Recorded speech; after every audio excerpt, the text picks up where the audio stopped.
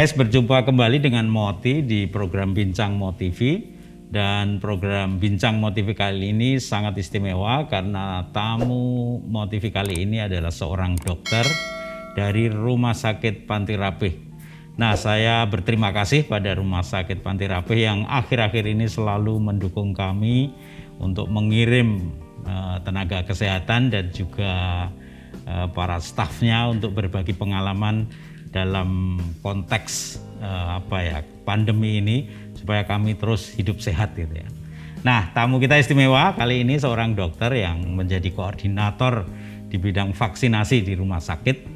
Nah, dokter ini akan kita ajak ngobrol tentang vaksinasi, tentang imunisasi dan segala macam itu. Dan bersama saya tanpa panjang kata saya perkenalkan Dokter Levina. Wala dokter. Ya, selamat siang dokter. Iya. Sehat-sehat ya dokter ya. Sehat, wah sehat. Ini dokter ditanyai sehat itu. Sehat. Baik dokter, terima kasih atas waktunya mau ngobrol tentang vaksinasi dengan kami di Bincang Mo TV ini. Nah, ini Dokter Levina, kita sebelum ngobrol tentang vaksinasi kenalan dulu. Dokter Levina ini siapa? Asalnya dari mana? Ya, lalu kok bisa ngerti tentang vaksinasi ini, dulu sekolahnya di mana dan segala macam itu. Dulu belajarnya di mana? Silakan, Dok. Iya, selamat siang. Saya perkenalkan, nama lengkap saya Levina Prima Rosalia. Oke. Tinggal di Jogja. Tinggal di Jogja. Oke. Ya, tinggal di Jogja, dari lahir ya di Jogja. Oh, asal Jogja juga. Iya. Sudah menikah, anak satu. Oke. Ya. Bekerjanya di Rumah Sakit Panti Rapih. Di Panti Rapih ya. Dan Panti Nugroho. Oh, dan Panti Nugroho juga ya. Oke. Ya. Dulu belajar kedokteran di mana nih? Di Jogja juga. Di Jogja juga. Nggak pernah keluar di Jogja UGM, ya. Di UGM. Oke, dari kedokteran UGM. Iya, ya. dokter umumnya di UGM, kemudian melanjutkan spesialis penyakit dalam juga di UGM. Oke, ya. Ya, kalau untuk vaksinasi memang pada saat pendidikan dokter sebetulnya sudah harus mempelajari tentang vaksinasi. Kemudian diperdalam lagi saat pendidikan penyakit dalam. Penyakit dalam, oke. Jadi dokter pasti paham ya soal vaksinasi gitu ya. Iya. Baik dokter, ini kita ngobrol, ini saya membayangkan saya awam ya soal kesehatan dan saya pengen bertanya sebetulnya hal-hal yang sangat sederhana dan dokter pasti bisa menjelaskan. Sebetulnya yang pertama pertanyaannya itu vaksin itu apa sih sebetulnya? Iya, vaksin itu apa? Jadi vaksin itu yang jelas ya sesuatu zat atau produk gitu yang dibuat. Dibuat untuk menstimulasi sistem kekebalan tubuh kita. Terhadap suatu virus atau bakteri yang menyebabkan penyakit. Begitu, sehingga tubuh kita itu bisa menghasilkan kekebalan tubuh. Bila mana virus atau bakteri tersebut masuk ke dalam tubuh, kita sudah punya tentara istilahnya. Jadi kekebalan tubuh ini sebagai tentara, sehingga kalau terpapar penyakit tersebut, semoga tidak sampai terjadi penyakit itu ataupun hanya ringan. Jadi vaksin ini dibuat ya dok ya? Dibuat ya Romo. Profesi orang yang membuat vaksin ini apa sebutannya apa? Dan bisa diceritakan garis besarnya pembuatan vaksin ini? Betul. Jadi kalau vaksin itu sebetulnya sudah ada sejak tahun 1700-an kalau kita baca ya. Jadi penemunya Edward Jenner. Dia pertama kali menemukan vaksin untuk cacar. Vaksin untuk cacar. Nah, seiring waktu jadi dikembangkan vaksin-vaksin lain. Kalau yang mengembangkan tentu saja ilmuwan ya. Ilmuwan dalam bidang biomedis kita sebutnya. Biomedis ya. Iya. Nah kemudian mereka ya pasti ada untuk menghasilkan ada produsennya begitu. Ya. Okay. Baik, lalu ini imunitas ini kaitannya dengan apa? Dengan vaksin ini apa, dan setelah orang divaksin itu sebenarnya apa yang terjadi dalam tubuh manusia? Jadi tadi yang kita sudah ceritakan tentang vaksin. Nah, proses memasukkan vaksin ke dalam tubuh itu kan kita sebut vaksinasi. Vaksinasi, gitu ya. Oke. Nah, vaksinasi ini nanti dia akan tujuan kita tadi supaya kekebalan tubuh di dalam tubuh kita terbentuk. Ya. Jadi imunitas itu kekebalan tubuh. Ya. Upaya untuk meningkatkan atau memproduksi kekebalan tubuh kita itu disebut imunisasi. Ya. Kekebalan tubuh ini namanya imunitas. Imunitas gitu, kekebalan. Lalu bagaimana setelah vaksin itu dimasukkan ke dalam tubuh, apa yang terjadi dalam tubuh manusia? Iya betul. Jadi vaksin itu sebenarnya ada beberapa macam. Ada 4 macam kalau yang kita kenal ya. Jadi yang pertama isinya virus yang sudah mati, dimatikan. Virus yang sudah dimatikan. Ya, virus yang sudah dimatikan. Ada virus yang dilemahkan. Virus yang dilemahkan. Masih hidup tapi dilemahkan. Jadi sebagian virus atau kuman ya, atau kuman dilemahkan. Kemudian yang ketiga ada toksoid, jadi racun dari yang dihasilkan oleh bakteri. Tapi diolah supaya tidak berbahaya. Itu yang keempat biosintetis, jadi hanya bagian dari virusnya, tapi dia nanti mampu membuat tubuh mengenali bagian tersebut sebagai virus, sehingga memproduksi kekebalan tubuh. Nah, begitu vaksin ini dimasukkan dalam tubuh, nanti dia akan merangsang sel-sel tubuh kita, terutama kan sel untuk limfosit. Kalau limfosit untuk kekebalan seluler dan kekebalan humoral namanya. Jadi produksi antibodi. Nah, dua hal ini antibodi dan limfosit T akan membantu tubuh kalau ada infeksi. Kita kenal nih, jadi sudah kenal duluan. Begitu virus yang aslinya masuk, nanti dia sudah kenal nih tubuh kita, jadi antibodinya yang dihasilkan lebih banyak dan lebih cepat daripada kalau belum divaksin. Gitu. Baik. Nah, sekarang ini pertanyaan lain. Kalau orang sampai takut divaksin itu biasanya yang ditakuti apa itu? Banyak itu. Biasanya apa?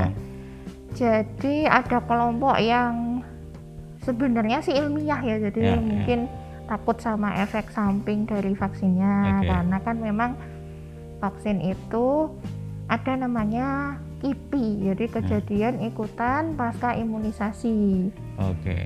Dari yang ringan misalnya nyeri, pegel-pegel habis divaksin, nyeri, kemudian bengkak, kemerahan, gatal-gatal gitu, itu masih ringan, atau demam gitu ya, sampai dengan yang berat. Kalau berat tuh sampai misalnya anafilaksis, jadi sesak napas, tensinya turun, itu namanya shock anafilaksis. Nah itu sebenarnya memang bisa terjadi setelah vaksin, tapi memang presentasinya kan kecil ya kejadiannya yang sampai berat. Nah itu ya mereka takut terjadi seperti itu. Atau yang biasanya yang punya komorbid malah takut. Jadi yang punya komorbid dok saya tuh punya diabetes, gulanya belum bagus, kok malah suruh divaksin gimana? Itu sering itu pertanyaannya, Romo. Nah itu ya kita jelaskan, karena kalau punya komorbid malah kalau terkena COVID itu kan malah berat. Jadi sebenarnya perlu divaksin, malah wajib divaksin gitu. Nah untuk komorbid sendiri tidak akan mempengaruhi maksudnya vaksin itu tidak akan memperberat komorbidnya, misalnya gulanya jadi malah lebih tinggi, atau tensinya jadi lebih naik kayak gitu tidak ada hubungannya antara komorbid dengan vaksin gitu. Selain itu ya terkena hoax itu ya. Iya, yang mengandung chip apa mengandung magnet itu kan kemarin beredar. Jadi ada hal-hal yang tidak benar lalu seolah itu ya disebarkan itu lalu orang menjadi takut. Itu yang karena hoax ya. Oke, baik Dok, kalau jadi tadi apa ya orang takut karena satu takut efek sampingnya, yang kedua komorbid, lalu ketiga ini ya kena hoax ini. Jadi ada berita-berita yang tidak benar, yang lalu seperti diyakini gitu ya. Betul. Nah Dok, kalau sekarang sampai ke efek samping nih, kok bisa macam-macam itu kenapa ya Dok? Ada yang ya dulu selalu setelah vaksin itu demam. Pada masa pandemi ini ada yang ngantuk, lapar gitu, terus sampai demam, pusing, dan kadang ada yang sampai muntah gitu ya, sampai ya biduran, gatal-gatal ada kalau itu kenapa Dok kalau ada efek samping ini? Jadi memang kan vaksin ini suatu benda asing, Romo. Harusnya dia tidak ada di dalam tubuh kita, tapi kan dimasukkan ke dalam tubuh. Tentu saja tubuh itu merespon gitu kan. Jadi merespon salah satunya ya dengan itu tadi, ada yang alergi bisa, atau dia menghasilkan peradangan gitu, atau sebetulnya memang misalnya demam kayak gitu, suatu hal yang respon tubuh yang sebetulnya malah baik. Jadi dia pertanda respon tubuh kita terhadap vaksinnya. Jadi tubuh mulai mengenali vaksinnya, kemudian ya dia akan mulai memproduksi kekebalan tubuh yang diharapkan. Jadi selama itu reaksi yang ringan, maksudnya yang wajar terjadi, memang diharapkan masyarakat juga tidak begitu takut dengan reaksi-reaksi tersebut, karena biasanya hanya berlangsung 2-3 hari, nanti membaik. Begitu. Nah, bagaimana dokter bisa meyakinkan kita semua bahwa vaksin itu aman sebetulnya? Jadi apa ya? Kan vaksin itu diberikan sesuatu yang sebenarnya penyakit itu sendiri kan? Iya, betul. Lalu tubuh kita yang dirangsang untuk melawan gitu ya? Iya, betul. Itu aman ya?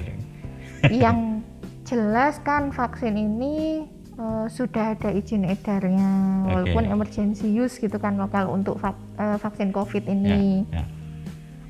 Kemudian dia juga sudah melewati uji klinis. Semua vaksin jelas sudah melewati uji klinis 3 tahap itu, Romo. Jadi untuk efek samping yang terjadi itu juga sudah dipelajari, diteliti lewat uji tahap 3 tahap tersebut gitu.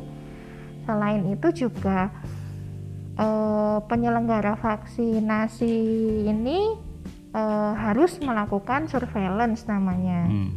Jadi begitu terjadi efek samping, begitu kan harus segera dilaporkan sehingga kita bisa menilai ini tuh memang karena vaksinnya, atau kesalahan prosedur penyuntikan misalnya, atau vaksinnya misalnya yang di Jepang itu vaksinnya terkontaminasi kan katanya. Nah, begitu ada sesuatu hal harus segera ditindaklanjuti. Di Indonesia juga pernah yang vaksin AstraZeneca itu sempat ditarik itu kan, nomor batch sekian gitu, tapi setelah diteliti ternyata ya tidak ada masalah di vaksin tersebut. Begitu. Baik, ini berarti tadi dokter sudah bicara soal nama-nama vaksin ya. Selama pandemi ini kita sekarang ini jadi macam-macam, dan kita dengar tentang ada Sinovac, ada AstraZeneca, ada sekarang ini Moderna dan segala macam. Ini sebenarnya apa bedanya vaksin-vaksin ini? Iya, beda yang kita sebut tadi, tadi kan merek dagang. Merek ya. Oh, ini merek ya sebetulnya. Cuman yang membedakan tuh isinya, Romo. Jadi yang kita sebut tadi ada 4 macam vaksin kan. Kalau Sinovac, Sinopharm itu isinya virus yang inaktif, jadi dia virus mati. Virus mati. Virus mati. Tentu saja paling aman gitu kan. Virusnya sudah mati, dia tidak bisa bereplikasi dalam tubuh dan tidak akan menyebabkan penyakit. Jadi nggak mungkin kok divaksin terus kena COVID gitu. Karena vaksinnya maksud saya. Jadi dia paling aman. Tetapi untuk efikasi itu kemampuan vaksin tersebut untuk mencegah terkena penyakit itu memang lebih rendah daripada yang lain. Gitu efektivitasnya kan. Untuk melawan virus itu ya. Betul. Nah setelah itu ada jenis-jenis lain kan. Kalau AstraZeneca itu dia termasuknya ya biosintetis, jadi isinya DNA atau gen kan, DNA yang mengkode protein dari virus COVID kalau ini. Jadi lalu dia dimasukkan ke dalam vektor itu biasanya adenovirus, suatu jenis virus adenovirus yang sudah dibuat tidak akan berbahaya gitu, tidak akan menyebabkan bahaya dalam tubuh kita. Itu AstraZeneca. Nanti di dalam tubuh dia juga sama membuat tubuh memproduksi protein virusnya, kemudian merangsang kekebalan tubuh terbentuk, antibodi terbentuk gitu. Kalau yang Moderna atau Pfizer itu kita sebut vaksin mRNA. Itu apa itu juga biosintetis sebetulnya. Jadi isinya tapi mRNA-nya virus COVID. Itu sama, dia nanti dimasuk ke dalam tubuh, terus jadi terproduksi banyak mRNA ini. Jadi dia sebagai antigen di dalam tubuh, sehingga tubuh ada benda asing, jadi produksi kekebalan tubuh. Begitu. Ini kalau virus lawan virus itu kita mengadu domba virus itu atau gimana ceritanya? Iya. Nah ini kan memang tujuan kita tadi, jadi membentuk kekebalan tubuh. Jadi kekebalan tubuh itu bisa didapat lewat 2 cara. Kekebalan alami kan, jadi ya yang pertama ya kena penyakitnya gitu penyakitnya terus terbentuk kekebalan tubuh. Yang kedua dengan cara vaksinasi ini. Tentu lebih aman bila lewat vaksinasi, karena kalau lewat kena penyakitnya nek ringan, tapi kalau berat gitu ya. Jadi vaksinasi ini suatu cara untuk mendapatkan kekebalan tubuh terhadap penyakit dengan lebih aman daripada kena penyakitnya. Nah ini dari 3 vaksin yang disebut dokter ini, efek sampingnya juga beda-beda dan semakin lama semakin berat itu atau gimana? Jadi yang Sinovac sama Sinopharm mungkin karena isinya virus mati jadi memang efek sampingnya nggak begitu berat ya, Romo. Paling hanya lapar dan itu gitu ya, tadi ngantuk gitu ya. Iya, kecuali memang ada yang alergi itu ada sih, ada gitu sebagian kecil. Kalau AstraZeneca yang kejadian yang serius itu kan yang penggumpalan pembuluh darah itu. Memang ada beberapa laporan terjadi seperti itu. Tapi rasionya, maksudnya kejadiannya itu kalau dari penelitian ya 10 dari 1 juta orang yang divaksin, dan dia biasanya usia muda, jadi 20 sampai 30 tahunan itu yang sering terjadi. Jadi mungkin untuk AstraZeneca masih lebih mungkin lebih baik kalau misalnya ada Yang jenis lain untuk usia muda ya lebih pilih yang jenis lainnya. Beberapa negara sih sudah membuat kebijakan, misalnya di Belanda kalau untuk AstraZeneca 40 tahun ke atas kayak gitu. Gitu. Kalau yang Moderna tadi juga? Moderna itu lebih berat memang. Lebih berat ya. Pengalaman pribadi loh. Okay. Jadi kalau vaksin ketiga kemarin kita kan dapat vaksin ketiga ya. Jadi teman-teman juga beberapa itu merasakan efek samping yang lebih serius. Jadi kan kita bisa membandingkan dulu pertama dapat Sinovac, sekarang dapat Moderna, itu memang lebih berat. Lebih berat ya. Okay. Ada yang sampai muntah, ada yang memang demam tinggi begitu. Jadi lebih berat daripada yang Sinovac. Cuman memang nggak ada yang sampai serius kan. Kalau dari berita itu kan ada yang gangguan jantung seperti itu. Kalau sampai saat ini sih kita belum menemukan.